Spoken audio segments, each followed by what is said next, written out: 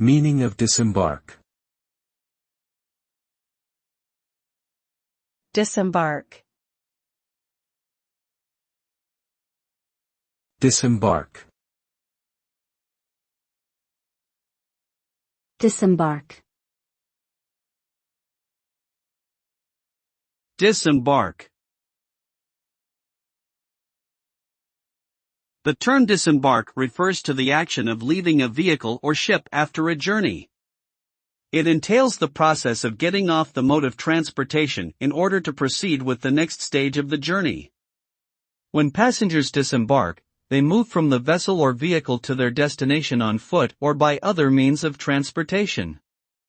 The act of disembarking usually takes place at the end of a trip or voyage, with individuals or groups departing the transportation mode and moving on to new surroundings.